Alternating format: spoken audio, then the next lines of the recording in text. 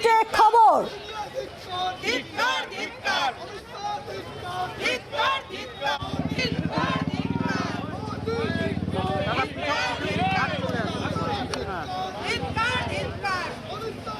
অত্যন্ত গুরুত্বপূর্ণ, ED I-PAC বেনজির সংঘাত এবং ইডির বিরুদ্ধে দুটি মামলা করছে কলকাতা পুলিশ। এবং আরো একটা বড় আপডেট দিচ্ছি আপনাদেরকে যে ইডির বিরুদ্ধে এবার দুটি মামলা করছে কলকাতা পুলিশ।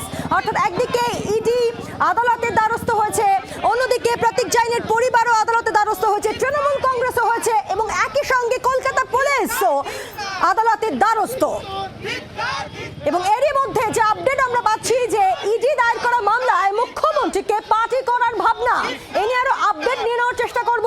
আমাদের সঙ্গে টেলিফোনে রয়েছেন প্রতিনিধি অর্ণবাংশু রয়েছে আমাদের সঙ্গে। অর্ণবাংশু, ইডির দায়ের করা মামলায় এবার মুখ্যমন্ত্রীকে পার্টি করার ভাবনা চিন্তাও রয়েছে ইডির আইনজীবীদের।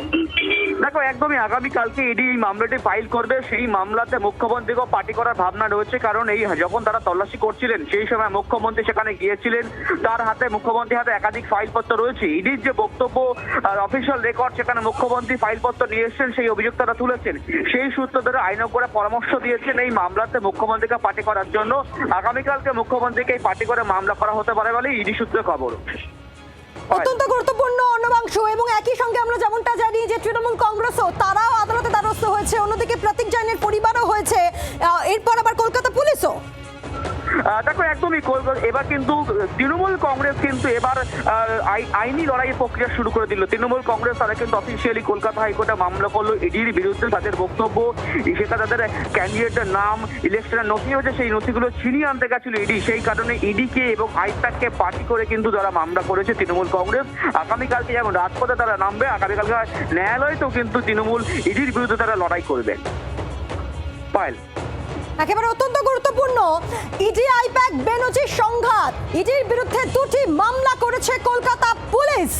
পুলিশকে কিছু না জানিয়ে তল্লাশি চালাতে আসে দ্বিতীয় অভিযোগ প্রতীক জৈনের দায়ের করা।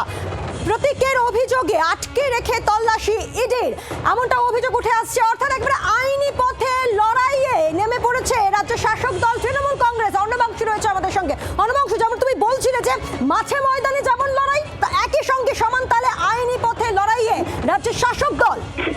একদমই আগামীকালকে যেমন তারা মিছিল করবে, তেমনি কিন্তু আজকে তারা কলকাতা হাইকোর্টে আইনি লড়াইয়ের প্রক্রিয়া শুরু করে দিল। তৃণমূল কংগ্রেস অল ইন্ডিয়া তৃণমূল কংগ্রেসের নামেই মামলা ফাইল করেছে। তাদের বক্তব্য যে আইটি সেলের তাদের সমস্ত আধিকারিক এবং এমএলএদের নাম রয়েছে, তথ্য রয়েছে, সেই সমস্ত তথ্য ছিনিয়ে আনতে গেছিল ইডি। এই অভিযোগ মুখ্যমন্ত্রী নিজে খোঁজ তুলেছেন। সেই কারণে কিন্তু এই মামলাটি ফাইল করা হয়েছে, যেখানে কিন্তু ইডিকে পার্টি করা হয়েছে এবং পার্টি করা হয়েছে আইপ্যাক সংস্থাকে। এবং এই মামলাটি আগামীকালকে শুনানি হবে কলকাতা হাইকোর্টে, যে মামলাটি ইতিমধ্যে দায়ের করেছে কিন্তু তৃণমূল কংগ্রেস, অল ইন্ডিয়া তৃণমূল কংগ্রেস।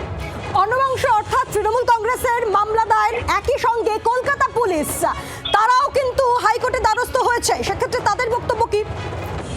দেখো, এখন অব্দি তিনটে মামলা দায়ের হয়েছে। এখন মধ্যে তিনটের মধ্যে একটা ইডি মামলা সকলেই তারা মেনশন করেছে, তারপরে হচ্ছে আইপ্যাক সংস্থা পরিবারের তরফ থেকে করা হয়েছে এবং তৃতীয় হচ্ছে তৃণমূল কংগ্রেস তারা করেছে। এবং পুলিশ, রাজ্য পুলিশ তারা আগামীকালকে তারা ইডিও তারা কিন্তু এফআইআর করেছে।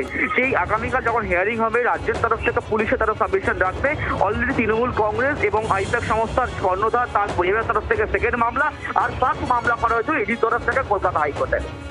অত্যন্ত গুরুত্বপূর্ণ অর্ণবাংশু, ধন্যবাদ তোমাকে। অর্থাৎ 26-এর বিধানসভা নির্বাচনের আগেই একদিকে যেমন আমরা দেখছি যে মাঠে ময়দানে তৃণমূল কংগ্রেস বিজেপির বিরুদ্ধে সরব হচ্ছে, কারণ তৃণমূল কংগ্রেসের তাবড় নেতা থেকে শুরু করে তৃণমূল সুপ্রিমো মমতা বন্দ্যোপাধ্যায় বারবার যে অভিযোগ তিনি করেছেন যে এ রাজ্যে ক্ষমতায় আসতে চায় বিজেপি, আর তাই এভাবেই কেন্দ্রীয় তদন্তকারী সংস্থাগুলোকে ব্যবহার করছে। তারই প্রতিবাদে আগামীকাল একেবারে মেগা মিছিল এবং একই সঙ্গে আইনি পথে লড়াইয়ে তৃণমূল।